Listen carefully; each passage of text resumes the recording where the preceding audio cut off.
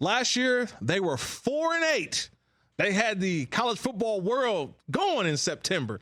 And then all of a sudden, like October hit, November, and it just didn't look good for the Fighting Primes of Colorado. That's why I call them the Fighting Primes. But look at them now.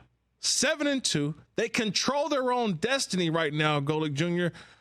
Colorado can possibly make it to the college football playoff. They win 4 games in a row, their final 3 in a conference championship game, which they'll be in.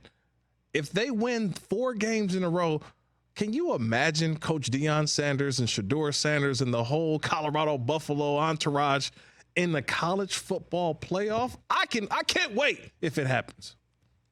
I wonder if we'll finally talk about him then. It seems like now it's finally having the rubber meet the road, but it's amazing to me how all of last year, when it was the conversation going on, Deion at the mic, how much we talked about this team after the initial run, and then, the injury to Travis Hunter, the way the season started to go off the rails, and ways that were predictable in year one when you portal that many players into a new program. But now in year 2, the funny thing happened where, hey, the offensive line where they added a bunch of talent and portals all of a sudden started to look better. Defensively, they've been much more buttoned up than last year, and now all of a sudden they're doing good football things. They're a solid football team in so many areas, surrounding 2 incredible skill players in Shedeur Sanders and Travis Hunter, who are still the stars of that show, but to see them committed to so much more of the other parts of the game that were void on that team last year, it's been really encouraging. And so, yeah, I expect them to control their destiny up until that point. And now if we look ahead to the potential matchup with BYU in the Big 12 championship game,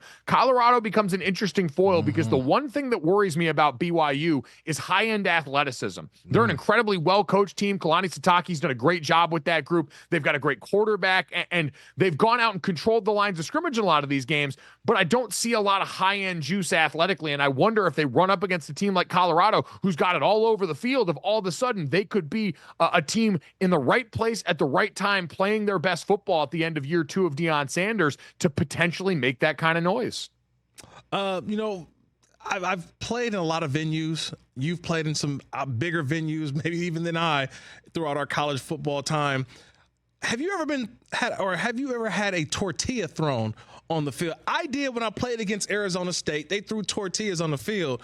Now, if they would have had some carne asada, it would have been different. Now, it would have made me a taco and left. But seeing the tortillas being thrown on the field by Texas Tech fans and then seeing Shedeur Sanders sign a tortilla. I've never seen that, Golic Jr. I know you're a man of the people who love to see interesting things on the net. I saw this and I immediately start laughing. And I'm saying, how much is that tortilla going to be worth in a couple years, possibly? Yeah. Serving a tortilla. Is this like you see ancient texts that are preserved at libraries where it's got to be behind the glass and it's got to have just the right sort of things around it so it doesn't dry out too much? I'm worried about, can you get that sold before it starts to flake, or before someone like me looks at it and just gets caught with their blood sugar low at the wrong time of day and to be a snack, marker be damned. But no, by him, cool for him to take the picture afterwards. I mean, obviously, the Texas Tech fans throwing garbage onto the field need to be reprimanded accordingly. And Deion Sanders lost it on the sideline, understandably so, when being faced with the idea. I think a ref told him that, your players are blowing kisses after they. What was that about?